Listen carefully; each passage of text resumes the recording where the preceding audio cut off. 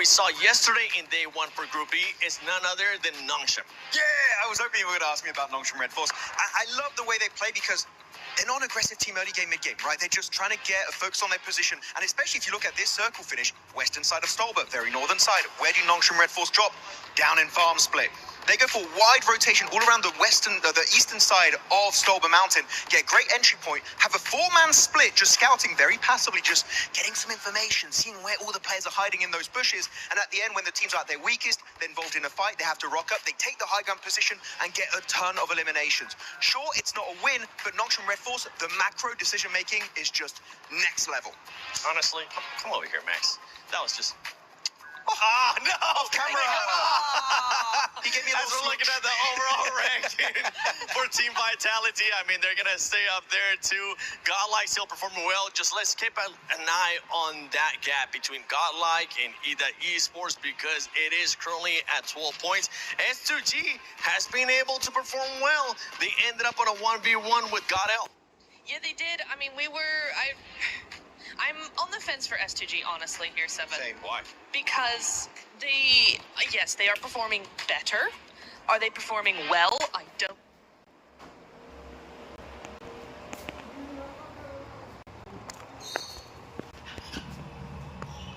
I don't really think so. At least not in that game. I think they were way too slow on that third party. I think they took forever. Once the third party was done, then they took forever to actually push Godlike as well, just giving them so much time to defend. I mean, especially they only have 12 placement points over the course of what is now 8 games. That's a very low placement point, and the survival time must be abysmal. S2G, you need to get into those late games. And for this team towards the bottom right now, Lace, I want you to get into your best coaching mentality. How are you going to hype up these teams like Tiamba, ETSH Esports, and Hustler Crew? I will personally head over to Hot Jukes. I will reach down and grab his left shoe. And probably not do much with it because, I might get a complaint. But look, these teams, especially Ash, coming out of that, they had a great position on the high north side. They had about 5 vehicle cover, 7 eliminations, moving on into that zone. And what did they do? EA Arena, they knew that they were there. It's not like they was just kind of did a nice flank onto them, but they're struggling with these positions into late game. If they were to have just defended Arena from behind, it would have been a different story for them. But the passiveness when it comes just specifically to late games from Team Esh is sad. Yeah, it is sad for them. And for Hustler Crew, honestly, Kalaris, they might need a new pep talk, man. Yeah, that's going to cost you the big bucks here for Pmwc. But I think in Group B, the big bucks has done all the talking. You've got 4 of the 5 at the very top that I think have been the big fish, the big kahunas. They've made some amazing plays happen each and every time. They've looked very flashy. But one that's been ultra consistent without looking too flashy, I think, has been Horror Esports. Just swimming along in that pond. They're a big fish at the moment. It is Horror. They're doing fantastically well. Again, so far they've had 2 bad games, like a 15th and a 16th, where it's not gone well. But we caveat with the fact that if they don't have a bad game like that, it's a top 5 at minimum. They've had multiple thirds, multiple seconds. They've had a strong win yesterday on Erangel. They're just a consistent team. But when we look at this, it's nice because that's very promising going into the finals. No, definitely. Especially since someone like Sky, right, is still currently in that running for a potential MVP spot of this group, I would say in particular.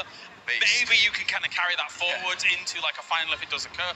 And that said, I feel like the top 5 as a whole, there's a little bit of separation already gathering from the bubble teams just below them. So Horror currently is kind of that boundary. I think that they can stay stalwart in what they've been able to do so far. Good splits and being able to take central positions. And they do control space very well. It's just that actually at the very top of this lobby looks so flashy. When those stack levels come in, it's difficult to kind of go up against that. Like when we were memeing earlier on in the day with Vitality, they had a really greedy 4-man split. Yeah, they did. And then we had Arena with their 39-point game. But it just, by contrast, Horror's just chugging along. And I don't think we'll see 39 Elim games. We won't see 4-man splits going to the finals. That's the winning strategy right there. All right, well, thank you very much, Blank. It is time now to send it over to some of the big boys. Once again, on the caster desk, it's more games here at Pmwc. Thank you, James. Thank you, Blank. Very excited seeing everyone start to set things up with how it's going here, Dukes. The day, of course, already raging on. 2 of our battlegrounds played out and another spectacular one just on the horizon. Off the back of what was a monumental clutch. I'm hoping everyone tries to raise the bar of their own individual level to match that. They're going to need to, that's for sure, right? I mean, Ida did exactly what needed to happen to put them in the running, right, for top 5. They're still not there yet. I mean, there's still more to do. But you know what? Hopefully they can do it in style, and you guys can do it in style with that new Young Galacticos Champion Ancient Charm set. See if you can get that thing in game. I saw the players wearing it the other day, and I was like, I want some of that, right? I need some of that in a couple XL. Oh, yeah, man. If we can get 2 of those up here. And I mean American couple XL, right? You know, otherwise there's like 5 or 6, you know. And those Don't worry, we'll get you a tight one that fits nice. We'll get you looking fresh. Fitted, baby. Straight fitted. And I'll tell you what, Ida are looking fitted to put themselves into that top 5. We'll see if that can happen. The rest of these teams in these lobbies need to go absolutely insane. There's only 4 matches left here. Yeah, dude, it's gone by so quick today, especially, right? It feels like we've just whizzed through these games. Well, whizzed, probably rather than rizzed. Some of the players have risen. Oh, yes, they have. Yes, they have. They're looking good, man. As here we go into the second Aragale match here for Group B. Let's see if the zone's going to be finally counted here in this game, right? I think we need at least 1 normal Aragale circle when it comes to this group. Is that what you want? Just 1. All right, watch this. You ready? Yeah. Wait, just wait. When you see the zone, you're going to be blown away. Okay. Calling it right now. You had the crystal ball when I came to go, right, before. Let's see if Jackie's got it locked in now. If this thing goes to Zark, I'm going bananas. Just wait, man. The anticipation's all going to be worth it. Trust me, Jukes. It's going to be the most revolutionary zone you've ever seen. Okay. All right. I'm ready for it. I'm ready for it. I know a lot of these teams are ready for it here. As I'm looking at that top 5, now that cutoff being 73 points. That is a huge jump down to 7th place. What is that, 24-point difference? That is a chicken dinner minimum just to catch up. And that's if they seem to do nothing. Yeah. Okay, so it's looking mighty solidified here. But we've seen crazier things happen, that's for sure. As we're going to see Vitality, out towards military base early, as always. The classic setup from a fair few of our squads. The playing path, at least, has been favourable for them. What about that zone? All right. Could have been way worse. That's still gross, though. It could have been way worse, Yeah. though. That's what I'm saying. But what we're working with here, like 45% water? It's still a nasty circle. I mean, this is really like one of the worst spots because the fact that you have to make that bet, right? Like, you go to the mainland, you go down to military base, you try to hold that bridge just in case the zone goes another direction. Vitality don't care. Like I said, they've done so much. They don't need points, so they can do whatever they want, you know?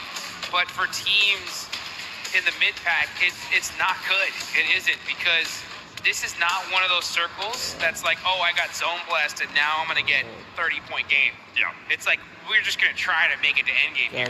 You're gambling on it. It's just like, okay, do we stay there? Do we go back to the mainland? Which one do we pick? We're just going to get stuck on a bridge again. I wouldn't even know if I want a bridge fight. What do you do here? I'm really trying to crunch my brain and think, you know what? I think the best strategy here is to go in game and get the brand new Naruto skin. I think that is what you're going to do first, right? Get that Ninetales Fury. And that way I'll look good, right? And once I'm going and get that skin, then really think, what do I do in this game?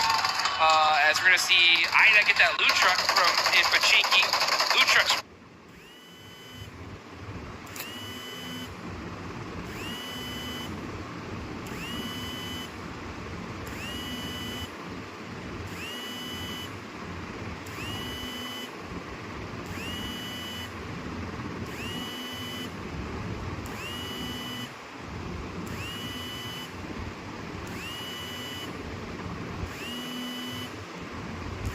sound, like you say as well, like the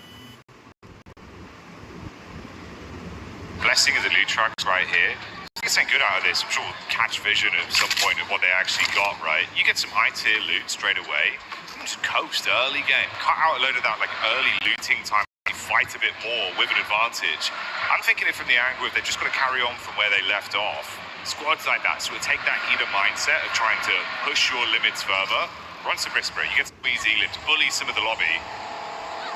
You know effectively at this point, like you're kind of middle of the pack. You're not really going to fall that far down. The bottom side's so low. Slipping out of survival is going to be hard. Yeah. So you might as well risk it.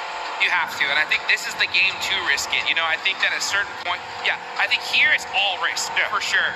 As we get into the Miramar matches, then it's like, all right, maybe we got to play a little conservative just to make sure we don't fall in the bottom three if you're that low. But here is one of those games where you gotta shoot for the moon, right? Try to get that top three finish. I think if you're gonna go for down a spot, I think you go Fairy Pier, that Fairy Pier hill, right behind the gas station. If you take that spot there, it gives you a lot of control of the zone. You can hopefully maybe even catch some third parties. And it looks like Ida, of all teams, is going to take that spot. So they're saying, you know what? We're one of the squads that definitely could make it a top five. And I mean, by one, I mean the only one, right? They're the only one really in the run for top five here due to that last game. And they're going to control this hill side, which I think is an excellent spot in the zone. And it works out pretty cerebrally for them as well, right? Because obviously you come in, like you say, get that loot truck, arm yourself a bit earlier, they get to cut out some of the additional time they'd have to waste, sort of slowly slogging along, getting themselves better firepower and ammunition to work with. If they run into another squad, maybe they do just take that encounter head on. It's a good call. It's a great last game, and you can see they were all fired up in celebration as well. Big stage like this, Duke, sometimes the paranoia gets to you. Yeah, but they certainly rise to the occasion, man. They have rise to the occasion, and they did it in just such insane fashion. A crazy 1v3 to end things up, to get the chicken dinner, the dub, and put them in the running here is so insane. I mean, job's not done yet. I mean, Godlike have been playing phenomenally today. That's going to be a hard one to catch. And we heard it there from the desk, right? Out of all the teams in the top five, they were talking about Aura just being like, yeah, I mean, they are consistent. They're up there, but out of all the teams, I think they're the ones that's the most shaky right now, at least when it comes to